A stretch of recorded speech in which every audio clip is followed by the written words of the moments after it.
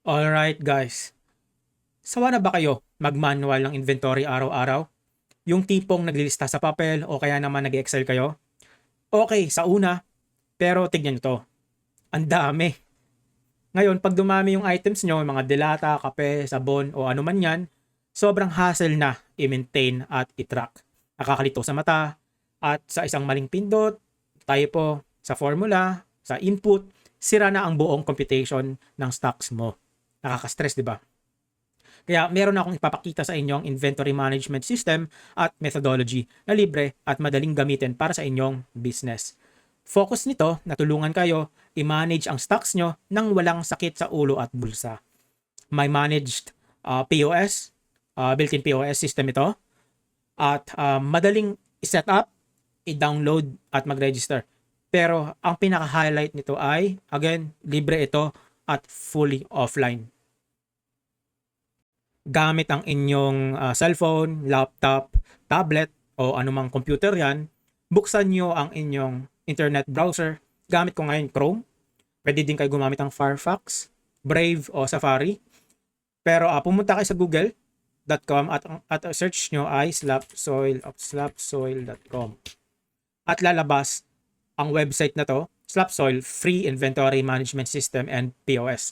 Sa first result, i-click nyo lang ang website. Ngayon, pagkarating dito, click Get Started or Create Free Workspace. Setup natin to within 20 to 30 seconds. Mabilis lang to. Now, let's register. Create Workspace. And don't forget to remember these things. So, pwede nyo click to, copy nyo, save nyo sa notes nyo, or just plainly memorize this. And then click Continue. And yes. Then, I understand and accept. Click nyo yan. Ayun, onboarded na tayo. Ganun lang kadali. Makikita natin sa taas ng dashboard, ready for offline use, offline mode active. Let's actually try this. Patayin ko yung internet ko. Ayan, pinatay ko na. And refresh this. Ayun, magagamit mo pa rin siya. So, try natin mag-Facebook. Ayun, truly offline. So, let's start by adding new goods, products, or items. So, may dalawang paraan. Una, pumunta kayo sa items, click na to, and add new item or product batch import. Naalala nyo yung Excel kanina? Nasaan na yun? Hanapin ko lang. Ito. Let's actually import this in this inventory system. Click on batch import. At step 1, follow nyo lang instructions. Very straightforward naman to. May template and then may specifications. Pagka nagawa nyo lang yan, select your file. Click nyo lang ito. I-click ko lang or rather, I'll attach my file. Ayun, na-attach ko na. Ito yun eh. Ito siya. Over 100 items. And then, just continue to column mapping. And then, ito siya. Just generate and preview. Ayun. Nakita niya, nabasa niya ng tama na 100 records found. And also, valid and ready to import. And you have several options here na you could skip. Kasi ito for duplication to eh. Kung duplicated yung items nyo sa systems, tapos mag-try ka uli mag-import, ito yung resolution paano na i-solve yung duplication ng items nyo. But, since bago pa naman tayo, we have no conflicts or duplicate items. So, just complete import. Click that button. Ayun, imported na siya. If it's too complicated or hindi ko naman talaga kailangan mag-batch import, merong straightforward way to add new item. So, nasa items dashboard kayo and just click sa taas, right hand side, ito, add new item. Straightforward, you just need to fill up yung product name, picture, optional, item type, dalawa yan, composite, and standard. Ang meaning lang nito is, if you register this product and you select composite, meron siyang nakabundle na product na isa. Mamaya makikita nyo yan. For barcode, this is your SKU or product ID. Kung ayaw nyo na mag-isip ng SKU or identifier for your product, you just click here. Siya na mag-auto-suggest. You just click it. And then product category, and select nyo lang yung base unit of measurement and piece for example, chocolate, no? Kung itlog yan, nagbebenta kayo ng tray or per dozen, select nyo lang dozen or egg, yan. For example lang. No. And then, balik ko lang. For unit conversions, ano to? For example, hindi, di ba pieces to? And then, we can actually input box. For example, bakit natin naglagay na ganito? So, meaning, sa isang box, may 12 pieces. Nagets nyo? So, ito, ilang yung unit conversion. So, from a unit, i-convert niya to another unit. So, straightforward again. So, pag isang box yan, 12. Kung gusto mo, isang crate, pag crate, 15 na yan. Diba? Just an example. Yan. Description, notes, straightforward, tags, candy. This is for searching. Supplier, kung kailangan nyo. Warehouse location, medyo advanced na to. But yeah, kung marami kayong shops or you want to track kung hardware man kayo, maraming aisle o aisles rather, sections, room, pwede nilagay dito para mabilis nyo ma-search kung saan nakalagay yung product. Sa pricing and finance, ito yung, dito kayo maglalagay ng price nyo. So kung yung acquisition, yung base price nyo is 1 piso sa Chocnut, bebenta ko at what price. So meron, mag-automatic suggest siya kung gusto niyo 25% markup, 100% markup, or 50, yun i-aid kanila. At makikita dito yung profit. No? Naka-USD na to, I could change to PHP. But for example, ito yun.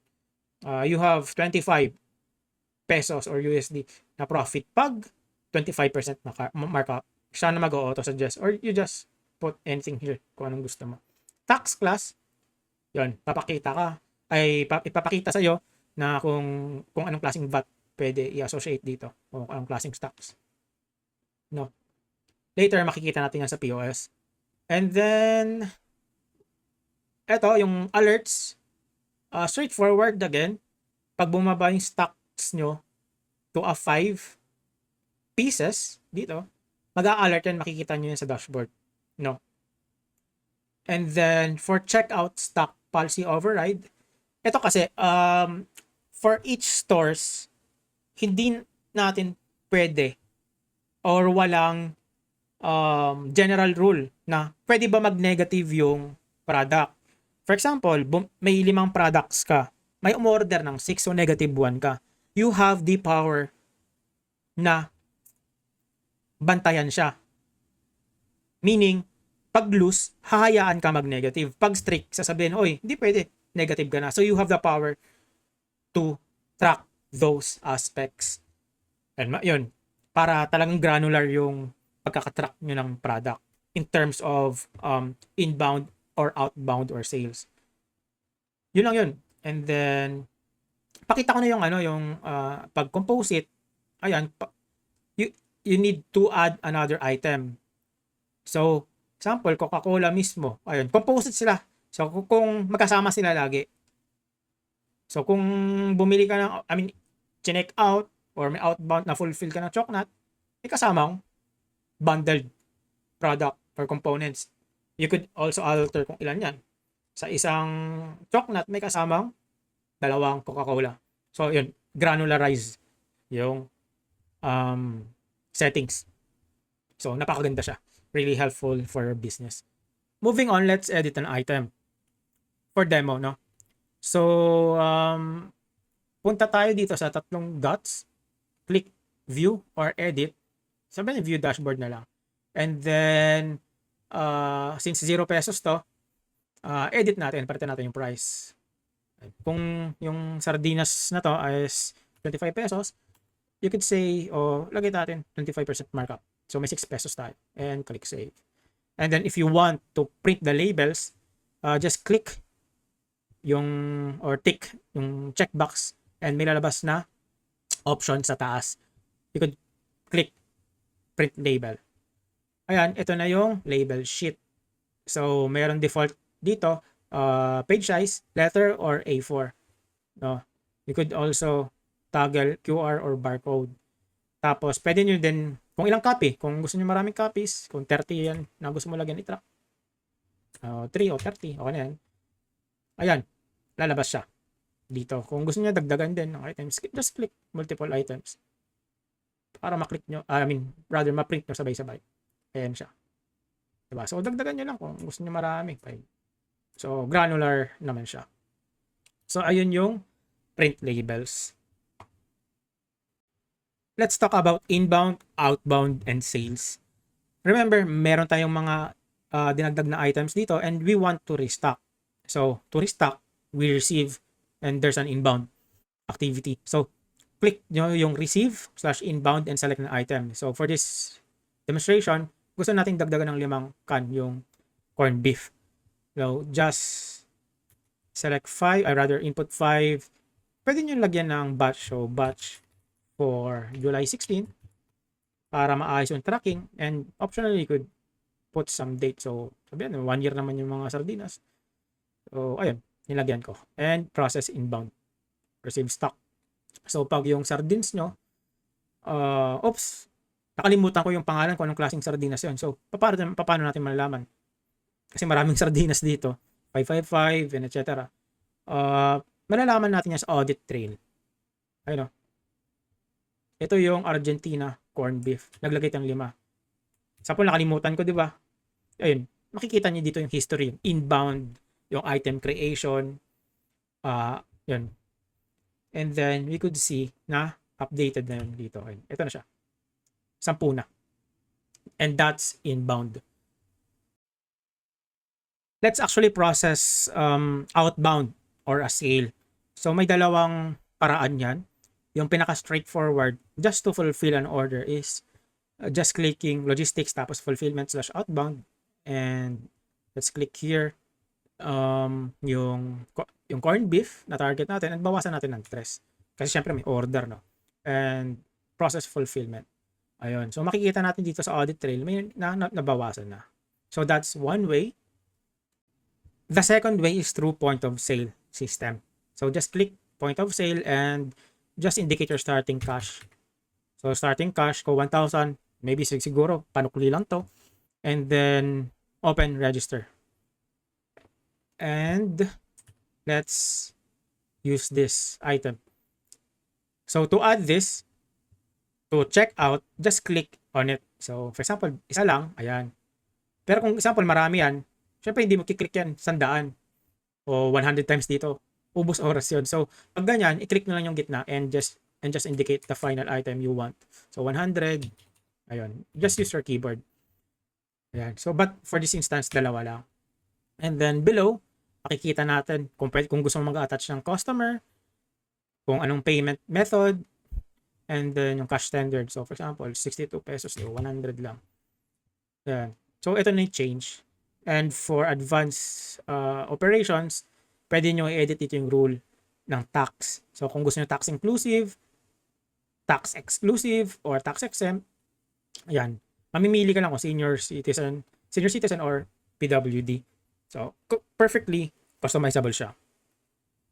For this demonstration purposes, huwag tayo maglagay. Yan lang siya.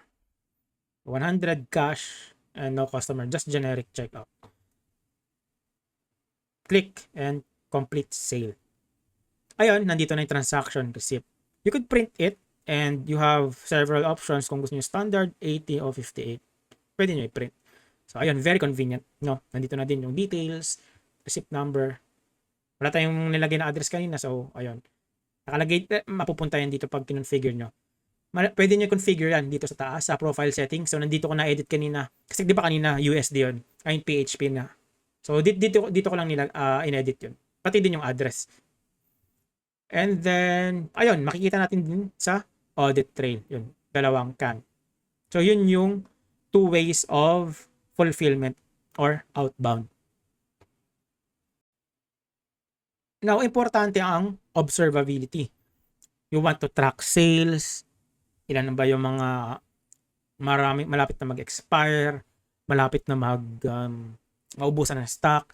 So, yung first level, there are several ways to check yung statistics, but The first one is you could go to the dashboard mismo sa homepage and you could see the total sales yung pinagagawa natin, average order value, and the sale for the day. And sa kanan yung stock alerts and then product catalog. Imbes pumunta ka sa items dito, quick view lang ng mga items nyo. Example, ito, yung kanina, di ba? So, alternative way to search items sa dashboard. Pero kung gusto nyo mas comprehensive, pumunta kayo sa items dashboard. And then, what else? To view statistics, of course, punta kayo sa sales and statistics. Dito makikita yung EOD, financials.